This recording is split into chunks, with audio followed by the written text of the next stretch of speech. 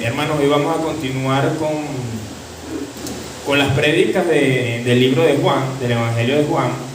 Hace 3 semanas estamos predicando otro tema, pero ahorita vamos a continuar con el Evangelio de Juan. Y bueno, para poner en contexto más o menos lo que se había predicado antes, estamos en el capítulo número 12 y en el principio del capítulo habla de la cena de Juan con Lázaro, Marta, las hermanas de Lázaro. Y bueno, y allí en ese evento se visualiza cuando Marta derrama perfume a los pies de Jesucristo. Luego uno de los discípulos de Jesucristo critica a Marta por lo que hizo, y más adelante habla de que también los judíos querían meter preso a Lázaro por causa de Jesús, por el milagro que hizo Jesús en su vida. Bueno, hermanos, entonces ahorita nos encontramos en el Evangelio de Juan en la parte crucial del ministerio de Jesucristo, la parte más crucial. O sea, por un lado vemos un grupo de personas cuando alabando y adorando a Jesucristo por todo lo que había hecho, por todos sus milagros, y por otro lado veíamos a los fariseos intentando de agarrar a Jesucristo para meterlo preso y matarlo. Pero también vamos a ver un cambio importante en la actitud de Jesucristo con respecto a la alabanza y la multitud de la gente. Vamos a entrar más o menos en Marcos 1:44, la actitud cómo era Jesús a través de las multitudes, o cómo reaccionaba Jesús con las multitudes. Cuando él sana al leproso, en Marcos 1:44 dice: mira, no se le digas a nadie, solo ve, preséntate al sacerdote y lleva por tu purificación lo que ordenó Moisés, para que les sirva de testimonio. También podemos ver que en Mateo 12 dice: he aquí mi siervo, a quien he escogido, mi amado, en quien se agrada mi alma, pondré mi espíritu sobre él, y a los gentiles anunciará juicio, y no contenderá, ni voceará, ni nadie morirá en las calles de su voz. O sea, Jesucristo iba y no quería llamar la atención públicamente. O sea, él iba haciendo milagros, pero cuando las multitudes lo querían clamar en su tiempo, Jesucristo se apartaba. Por ejemplo, en Juan 6:15, al ver señales de que Jesús había realizado, la gente comenzó a decir: en verdad este es el profeta, el que ha de venir del mundo. Pero Jesús, dándose cuenta de que quería llevárselo a la fuerza y declararlo rey, se retiró de nuevo a las montañas él solo. Y en distintas partes del Evangelio de Juan también vemos muchas veces que quisieron la multitud clamarlo, o hasta los judíos quisieron atraparlo. Jesús se apartaba y se iba a orar. Pero a partir de ahorita vamos a ver algo diferente. Vamos a ver la entrada triunfal de Jesús en Jerusalén. A pesar de todo lo que estaba pasando, a pesar de que los fariseos lo querían atrapar, todos esos acontecimientos que vamos a ver ahora la entrada crucial de Jesucristo a partir del Juan 12, del 12 al 19. Me acompañan a leerlo. Al día siguiente, muchos de los que habían ido a la fiesta se enteraron de que Jesús se dirigía a Jerusalén. Tomaron ramas de palma, salieron a recibirlo, gritando a voz en cuello: Hosana, bendito el que viene en el nombre del Señor, bendito el Rey de Israel. Jesús encontró un burrito, se montó en él, como dice las Escrituras: no temas, oh hija de Sión, mira que aquí viene tu Rey, montado sobre un burrito. Al principio sus discípulos no entendieron lo que sucedía. Solo después de que Jesús fue glorificado, se dieron cuenta de que se había cumplido en él lo que de él ya estaba escrito. La gente que había estado con Jesús cuando él llamó a Lázaro del sepulcro y lo resucitó de entre los muertos seguía difundiendo la noticia. Muchos que se habían enterado de la señal realizada por Jesús salían a su encuentro. Por eso los fariseos comentaban entre sí: ¿cómo pueden ver así? No vamos a lograr nada. Miren cómo lo sigue todo el mundo. Bueno, aquí vamos a estudiar o vamos a hablar sobre la entrada de Jesús. Y como podemos ver en el versículo 12 y 13, al día siguiente muchos de los que habían ido a la fiesta se enteraron de que Jesús se dirigía a Jerusalén, tomaron ramas de palma y salieron a recibirlo gritando en voz en cuello: Hosana, bendito el que viene en el nombre del Señor, bendito el Rey de Israel.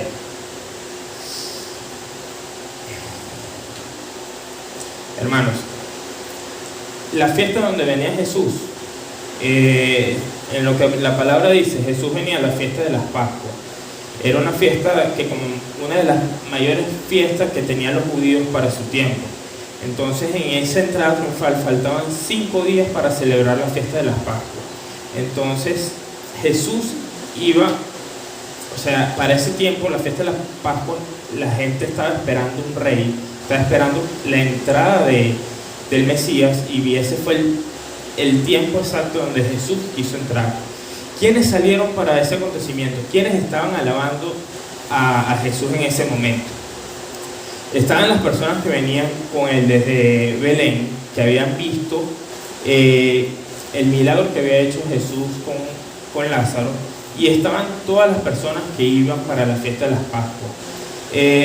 Muchos historiadores dicen que estaban alrededor de 2 millones de personas que estaban en ese acontecimiento, en esa entrada triunfal que iba a hacer Jesús para ese tiempo.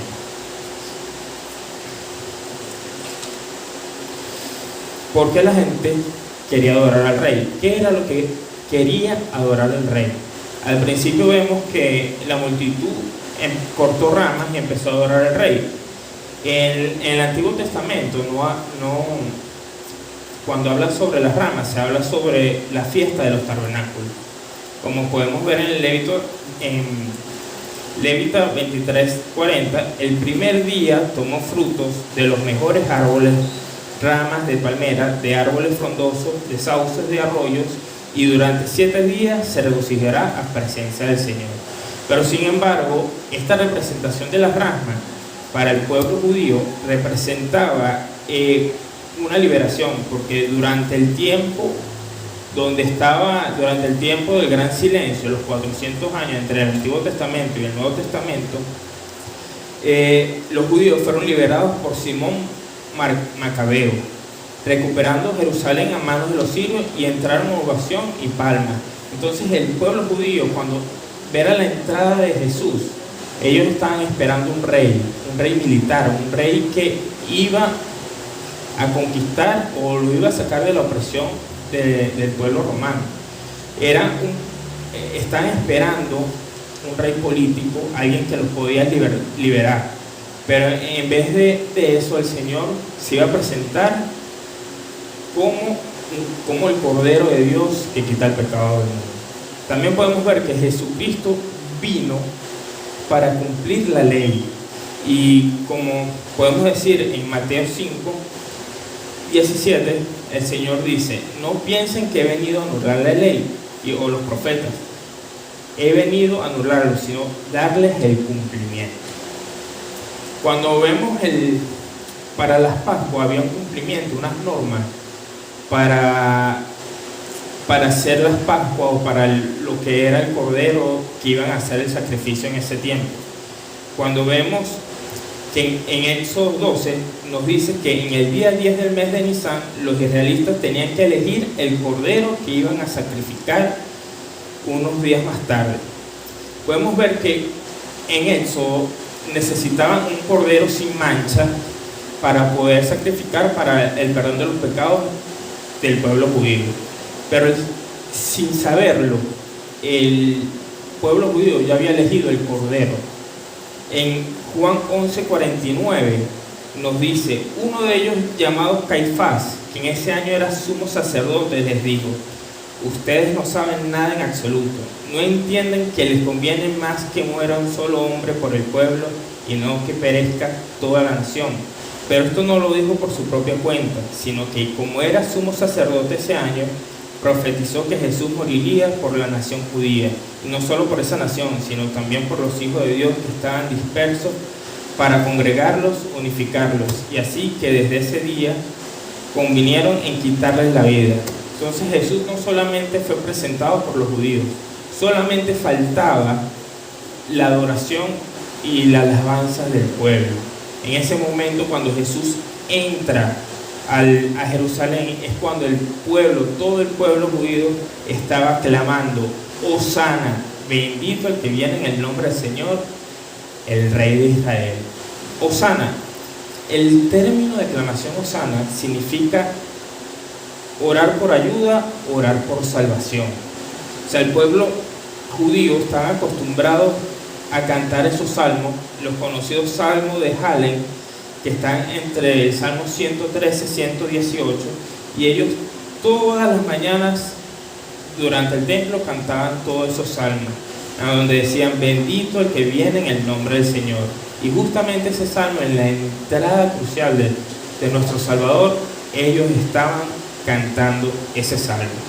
Claro, ellos estaban pidiendo una salvación distinta, ellos estaban pidiendo una salvación terrenal, una salvación política, que ellos querían quitar el yugo que tenían los romanos sobre el pueblo judío, pero no sabían que la salvación de Jesucristo era diferente. La salvación de Jesucristo era la salvación por nuestros pecados, que era distinto, era el Cordero que Dios que quita el pecado del mundo. Aunque ellos usaron las escrituras, hermanos, ellos usaron esas escrituras, pero estaban buscando un interés propio. Ellos usaron las escrituras del Mesías, pero buscando un conquistador, porque ellos estaban buscando unos beneficios o unos anhelos de sacar esa opresión contra el pueblo romano, pero en verdad no entendía que Jesús venía, era para salvarlos del pecado. Y a veces, muchas veces nosotros cometemos ese mismo error, hermano. A veces nosotros interpretamos mal las escrituras, o leemos una escritura para beneficiarnos a nosotros, y nos equivocamos en eso. Y cuando no sucede lo que pensamos que es la promesa que indica Jesús, sino entendemos, solo lo buscamos por nuestros intereses propios, a veces nos decepcionamos y nos afligimos mucho porque pensamos que las cosas son como de una manera, y al final Dios es el que tiene el control, es el que tiene el plan de nuestras vidas. Ahora, una de las cosas que nos debemos preguntar es la actitud de la multitud.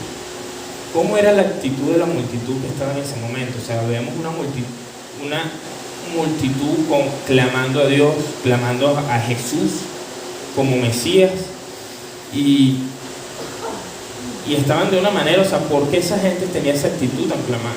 Entonces hay distintas características de personas, de cómo podría tener esa actitud. Y una sería, la mayoría quería que Jesús fuera el rey militar. O sea, su actitud de clamarlo era porque querían que Jesús los liberara del pueblo del Imperio Romano. Y tenían ese anhelo y esa era actitud porque pensaban que venía un rey conquistador y no un rey de paz, un rey salvador.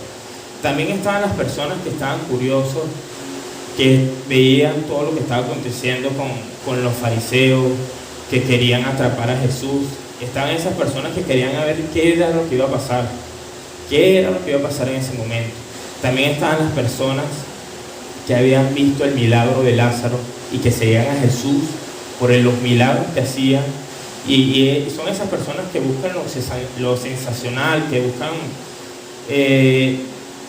un milagro, que están buscando algo emocional, y a veces se desvían a buscar la verdad en Jesús. Y bueno, por último también están las personas que siguen a otros, o sea, que a veces no tienen criterios propios, que siguen esas multitudes por seguirlas, porque lo ven como moda, lo ven clamando, y en verdad no tienen identidad. Y por último están sus discípulos, los discípulos del Señor, que lo siguen verdaderamente al Señor. Y debemos hacernos la pregunta: ¿nosotros seguimos al Señor por qué?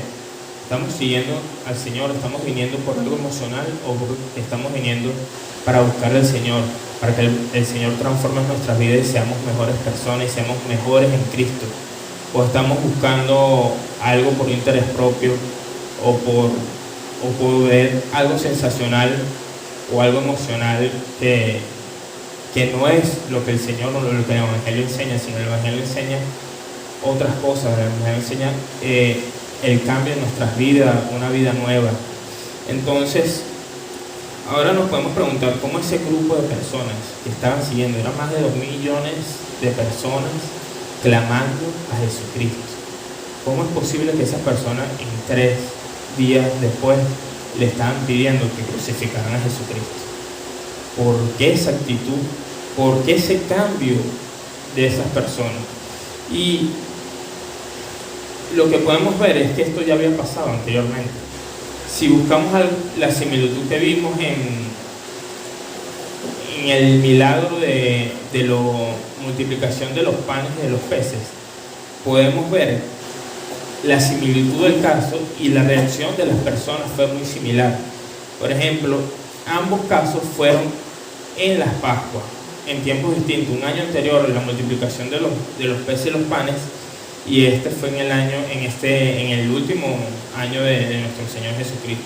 Podemos ver en Juan 6, dice: faltaba muy poco tiempo para la fiesta judía de las Pascuas. Ambas ocasiones habían milagros grandiosos, sensacionales. Por ejemplo, en la primera era el milagro de la multiplicación de los panes y los peces, y en esta era la resurrección de Lázaro. Entonces, en ambas ocasiones, el pueblo quería, al ver esos milagros, alabaron y adoraron a Jesucristo en ese tiempo. Pero en ambas ocasiones, por ejemplo, en Juan 6:15 dice: pero Jesús, dándose cuenta de que querían llevarlo a la fuerza y declararlo rey, se retiró de nuevo a la montaña. Ambos no entendieron lo que estaba haciendo Jesucristo. En esas dos ocasiones estaban esperando a un salvador político o a un salvador militar. No entendieron que Jesucristo tenía que morir en la cruz por nuestros pecados. Y en ambas ocasiones pudimos ver que cuando Jesús le habla el Evangelio, lo que tenía que padecer para cumplir las Escrituras, y para que Él tenía que morir por los pecados del mundo, en ambas ocasiones no lo entendieron y los abandonaron. Por ejemplo, en Juan 6:66, desde entonces muchos de sus discípulos le volvieron la espalda y ya no andaban con Él. En la primera ocasión abandonaron a Jesucristo y lo dejaron de seguir. En esta segunda ocasión no lo abandonaron, sino le pidieron que lo crucificaran. Y ahí es cuando ves la actitud de la gente, el cambio de la gente, como por intereses propios, al no cumplirlo, abandonaron a Jesús. Y tenemos que reflexionar, cuando nosotros buscamos que se cumplan nuestros deseos, no dejamos que el Señor nos utilice, sino estamos buscando un anhelo de que se cumpla algo, y el Señor no lo cumple, ¿cómo va a ser nuestra reacción? ¿Vamos a abandonar al Señor o vamos a seguirlo? Vamos a seguir a nuestro Señor. Y les pido que evalúen eso. ¿Cómo será nuestra reacción? Siempre tenemos anhelo o esperamos algo, o que se cumpla un milagro en nuestras vidas, pero si no se da en el momento que nosotros queremos, ¿cómo reaccionamos ante todo eso? Y bueno, y también podemos ver algo, la actitud del Señor, y como hablamos al principio, la actitud del Señor cambió. Al principio de los evangelios de Juan, el Señor rechazaba las alabanzas de las multitudes, Él se alejaba y se apartaba, pero en esta ocasión no. En esta ocasión propició a ir al frente, en todo Jerusalén al frente. Y podemos ver aquí cuando los fariseos le dicen a Jesús que calmase las multitudes y quisieran que callen, y Jesús le responde: si esto callara, las piedras clamarían. Entonces el Señor está afirmando el derecho que tenía para recibir la alabanza. ¿Y por qué este cambio? ¿Por qué antes Jesús no recibía las alabanzas o la proclamación de rey, y ahorita sí? ¿Por qué el Señor cambió esta manera? ¿Por qué el Señor hizo ese cambio de actitud? Anteriormente eran las multitudes que clamaban a Jesús que fuera rey. En esta ocasión fue una iniciativa de Jesús. Y otra cosa que podemos ver en Hechos 2, 22, 23, la palabra de Dios nos dice: pueblo de Israel, escuchen esto. Jesús de Nazaret fue un hombre acreditado por Dios ante ustedes con milagros, señales y prodigios, los cuales realizó Dios entre ustedes por medio de él, como bien lo saben. Este fue entregado según el determinado propósito y el previo conocimiento de Dios, y no conforme de los planes de los hombres. La diferencia de todo esto es que era el plan de Dios, que era el tiempo de Dios. Así como cuando los hermanos le dijeron a Jesús: si estas cosas haces, manifestarse al mundo, ¿por qué no te manifiestas al mundo? Y Jesús le dice: mi tiempo aún no ha llegado, pero en este momento crucial, en esa entrada triunfal, ya había llegado el tiempo de Jesús. Entonces era el tiempo según el plan perfecto de Dios que ya estaba llegando en ese tiempo. Podemos ver en el versículo 14, cumplimiento de la profecía. Jesús encontró un burrito, se montó en él, como dice las Escrituras: no temas, oh hija de Sión, mira que aquí viene tu rey montado sobre un burrito. En los otros evangelios podemos ver cómo fue ese proceso o esa selección o las indicaciones de Jesús para elegir ese burrito. En Mateo 21, del 1 al 4, el Señor dice: cuando se acercaron a Jerusalén y vinieron a Betfagé, al monte de los olivos, Jesús envió a los discípulos, diciéndoles: id a la aldea de esta enfrentar de vosotros, y luego hallaréis un asna atada y un pollino con ella, desatadla, traédmela, y si alguien os dijera algo, decid que el Señor los necesita. Y en los otros evangelios también dice cómo fue la selección de eso, pero lo más importante es el cumplimiento de las Escrituras, de la profecía de Zacarías 9:9, como podemos ver aquí: alégrate mucho, hija de Sión, das voces de júbilo, hija de Jerusalén, he aquí tu rey, vendré a ti justo y salvador, humilde y cabalgando sobre un asno, sobre un pollino, hijo de Asna. En primero, esta profecía tenía más de 400 años y el Señor la estaba cumpliendo a su perfección. Y también cumplió la promesa que le dice Dios al rey David, el legítimo rey David, que decía: y será afirmada tu casa, en 2 de Samuel, y tu reino para siempre delante de tu rostro, y tu trono será estable y eterno. Y podemos ver, la entrada del Señor fue por un asno, fue por un burrito, y no es la entrada de un conquistador, de un caballo, de guerra, ni nada. Fue una entrada del príncipe de paz. Como podemos ver en Isaías 9:6, dice: porque un niño no es nacido, hijo no es dado, y el principado sobre su hombro, y se llamará su nombre admirable, consejero, Dios fuerte, Padre eterno y príncipe de paz.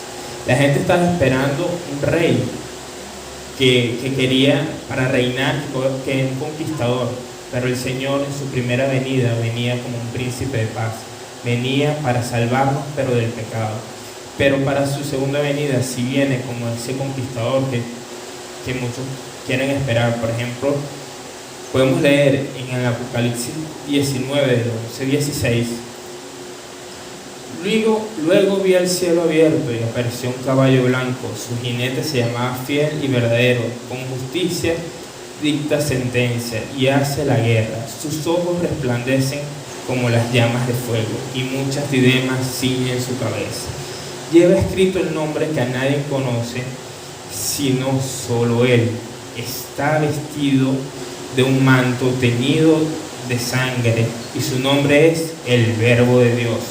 Lo siguen los ejércitos del cielo, montados en caballos blancos y vestidos de lino fino, blanco y limpio. De su boca sale una espada afilada y con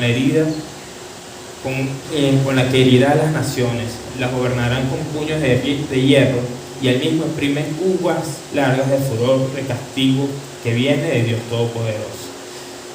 Entonces, a pesar de todo este simbolismo que venía Jesús como humillación, Venía Jesús como príncipe de paz, igual fue exaltado por todo el pueblo judío. Fue alabado y adorado durante el pueblo judío. Podemos ver en el siguiente versículo la comprensión de los discípulos o el falta de entendimiento durante ese tiempo, donde dice en el versículo 16: al principio sus discípulos no entendieron lo que sucedía, solo después de que Jesús fue glorificado se dieron cuenta de que Jesús había cumplido en él lo de él y ya estaba escrito. A pesar de todo ese tiempo, a pesar de que a pesar de que sus discípulos andaban con Jesús, no entendía lo que estaban pasando, no entendía que se estaban cumpliendo las escrituras, no entendían por qué Jesús era atrapado, no entendían por qué era crucificado, hasta que vino el Espíritu Santo, hasta que vino lo que decía Jesús en Juan 7:39. Con esto se refiere al Espíritu que habría de recibir más tarde los que creyeran en él. Hasta ese momento el Espíritu no había sido dado porque Jesús no había sido glorificado todavía. Y Jesús le prometió: más el Consolador del Espíritu Santo, a quien el Padre enviara en mi nombre, Él os enseñará todas las cosas y os recordará todo lo que yo he dicho. Es muy probable que en ese momento ellos no entendían qué era lo que estaba pasando. En verdad no entendían todas las circunstancias que estaban pasando. Y ni siquiera sabían que eran partícipes de cumplir las profecías o la profecía de Zacarías 9:9. Y hermano, a veces nos pasa a nosotros igual. Hay cosas que Dios hace o permite que no entendemos, que no tiene sentido de repente para ti o para mí. Una deuda, una enfermedad, cualquier problema que puedan estar pasando. Mejor ustedes no pueden entender qué es lo que está pasando. Y aunque le queremos dar sentido de las cosas que nos estén pasando o los problemas que nos estén pasando, no vamos a encontrar respuestas así de fácil. Nos vamos a desgastar, nos vamos a hundir, porque no entendemos las cosas como Dios las ve. Dios, su vista es infinita y ve más cosas de lo que nosotros. Si ustedes están viviendo algún proceso y se preguntan allí: ¿por qué me está pasando esto? ¿Por qué Dios permitió que me pasara esto? ¿Por qué? ¿Por qué? Hermano, no se enfrasquen en ese por qué, porque en ese por qué lo van a hundir y se van a hundir, porque la única manera de conseguir la respuesta, y yo anoté 3 tips, la única manera de conseguir la respuesta, y no es fácil, es uno: tienen que entender que Dios lo que hace, todo lo que hace Dios tiene sentido, aun cuando nosotros no lo veamos así. Él trazó un plan de principios a fin. Nosotros somos su obra y estamos así como cuando vemos en construcciones, obra en construcción, así estamos nosotros. Nosotros estamos allí, así como la historia del alfarero, estamos allí, somos el barro y el Señor ahí nos está moldeando, nos está golpeando. Nosotros no podemos cuestionar a Dios porque Él es perfecto, soberano, y su plan es perfecto, y Él va a hacer la obra en la vida de cada uno de nosotros. Y podemos pasar en distintos problemas, pero el Señor siempre va a estar allí. Otro, saber esperar en el tiempo de Dios. Para poder encontrar respuestas, echa fuera cualquier desesperación, porque la respuesta vendrá. Cuando ponemos la confianza y entregamos nuestros problemas a Dios, vamos más adelante. Con el tiempo veremos la respuesta que Él nos va a dar de ese problema, que era para bien o para transformar nuestra vida, nuestro carácter, o para hacer algo mejor en nuestras vidas, para hacernos mejor en su palabra. Pero tenemos que esperar en Él y en su palabra. Y por último, no permitan que en su boca salgan palabras negativas y cuestionamientos contra Dios. Hermano, esa pregunta del ¿por qué? ¿Por qué Dios? ¿Por qué Dios, hermano? Eso no ayuda. Y se los digo por experiencia, eso no ayuda. Eso te mantiene en un hoyo que a lo mejor no fue Dios que permitió. A lo mejor tú fuiste por tomar tus decisiones propias, por tu individualismo, por querer hacer todo a tu fuerza. Estás en ese hoyo. Y preguntar por qué no va a ayudar. Solo tenemos que entregarle al Señor nuestros problemas. Porque a pesar de que estemos en un valle de sombra, Él siempre está con nosotros.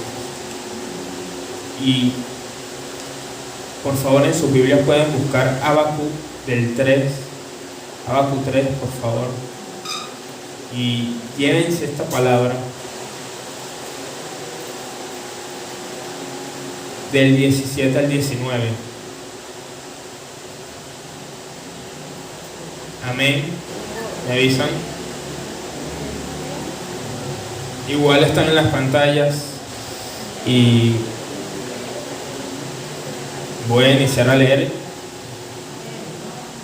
Aunque la higuera no florezca, ni en las vides hayan frutos, aunque falte el producto del olivo, y los labrados no den mantenimiento, y las ovejas sean quitadas de la majada, y no hayan vacas en los corrales, con todo, hermanos, repítenlo, con todo, yo me alegraré en Jehová. Yo me alegraré en Jehová y me gozaré en el Dios de mi salvación. Jehová, el Señor, es mi fortaleza, el cual hace mis pies como de siervas y en mis alturas me hace andar. Al jefe de los cantores sobre mis instrumentos de acuerdo. Amén. ¿Quién dice amén? Amén. Y a pesar de que estemos en cualquier problema, confiamos en el Señor y el Señor siempre estará con nosotros. Él nos hará más fuerte. Él no nos quitará el problema, pero nos va a acompañar y nos va a dar fortaleza. Y Él solo nos pide, alégrense con el Señor. Continuando con los versículos de Juan, en el versículo 17 vemos la gente que había estado con Jesús cuando el llamado a Lázaro del sepulcro y lo resucitó de entre los muertos. Seguía difundiendo la noticia. Muchos que se habían enterado de la señal realizada por Jesús salían en su encuentro. Imagínate este grupo de gente que estaban buscando beneficios propios porque había algo de un milagro, la resurrección de Lázaro, estaban buscando algo maravilloso, pero cómo esta gente daba testimonio de Jesús, de lo que hacía. A pesar de que estaban buscando otros beneficios, pero estaban dando testimonio de Jesús. Y el Señor nos pide que demos testimonio de Él. La gran comisión el Señor nos los pide. ¿Y qué estamos haciendo nosotros para hacer la gran comisión? Estamos haciendo o dando testimonio de lo que el Señor ha hecho en nuestra vida a otros. Y es lo que nos pide el Señor. Y es algo sencillo. Es algo muy sencillo. Solo tenemos que hablar de lo que el Señor hizo en nosotros. No en lo que hizo los demás, sino en nosotros. Y es algo íntimo. Cuando tú le muestras lo que hizo en ti a otras personas, y más las personas que te conocen de antes y ves el cambio en ti, las personas van a ver a Jesús en ti. No van a ver un milagro, otras personas van a ver el cambio que hizo Jesús en tu vida. Y cuando vemos este testimonio, o sea, sorprendente de Lázaro, imagínense, 4 días muerto Lázaro y después Jesús lo resucita. Imagínate lo sensacional que era para esa gente. Eso nunca había ocurrido. En ninguna parte de la palabra de Dios se habla de resucitar a algún muerto en el Antiguo Testamento. Entonces ellos se están imaginando el poder que tenía Jesús y cómo podía utilizar ese poder para el beneficio del pueblo de Israel, pero no habían entendido bien a qué vino Jesús durante ese tiempo. Y al final de la semana, esa misma gente terminó pidiendo que crucificaran a Jesús, debe crucificar a un ladrón. como decía. Y a pesar de que mucha gente gritaba, Hosanna, Hosanna, después 3 días, 4 días, le están gritando, crucifíquenlo, crucifíquenlo. Y es increíble cómo el cambio de esta gente. Y bueno, y el Señor nos dice, si vosotros permaneceréis en mi palabra, serías verdaderamente mis discípulos. Y en Juan 2:19, aunque salieran de entre nosotros, en realidad no eran de los nuestros. Si lo hubieran sido, se habrían quedado con nosotros. Su salida sirvió para comprobar que ninguno de ellos era nuestro.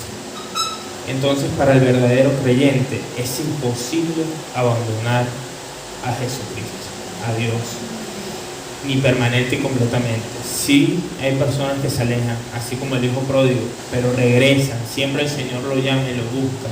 Deja las 99 por una oveja. Entonces, si somos verdaderos creyentes, siempre vamos a permanecer completamente ante el Señor. En el versículo 19 podemos ver que por eso los fariseos comentaban entre sí, ¿cómo pueden ver así? No vamos a lograr nada. Miren cómo él sigue, lo sigue todo el mundo. Yo imagino en ese tiempo los fariseos habían dado una orden en Juan 11:17. Por su parte, los jefes de los sacerdotes y los fariseos habían dado la orden de que si alguien llegaba a saber dónde estaba Jesús, debía denunciarlo para que lo arrestaran.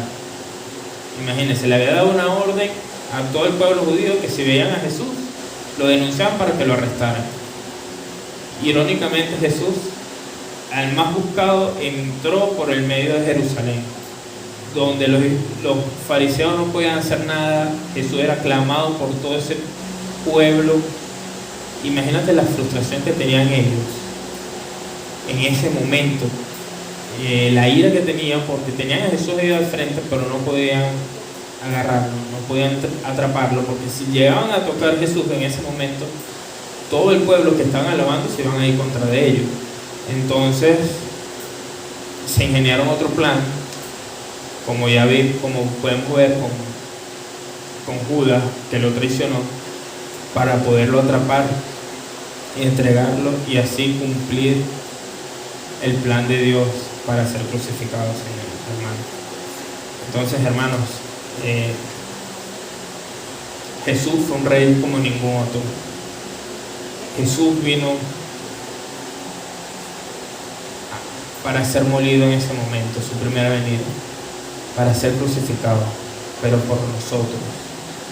Dios entregó a su Hijo por cada uno de nosotros, para ser salvo, para que allí en esa cruz el Señor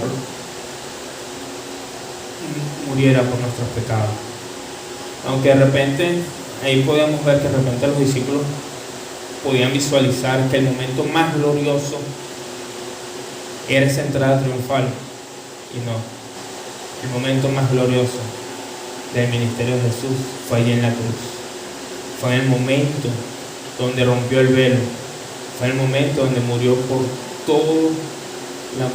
todas esas personas, esas mismas personas que lo estaban crucificando, él estaba muriendo por todo, para que el que él crea tenga vida y tenga vida eterna. Hermano, la única salida para nuestros problemas, para todo, es Jesús. Si usted quiere arreglar su matrimonio, Jesús, su palabra es fiel, su palabra nos ayuda a transformar vidas. Entonces el único camino y la verdad es nuestro Señor Jesucristo.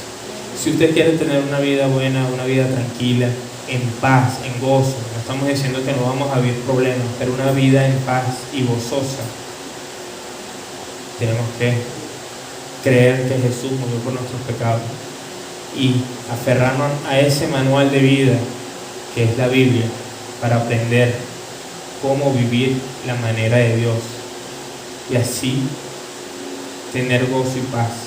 Una paz que, a pesar de que vivamos tormenta, tengamos esa paz y estemos en el peor momento de nuestra vida y estemos alabando y alegres con el Señor y alabando en todo momento. Eso es lo que nos pide el Señor.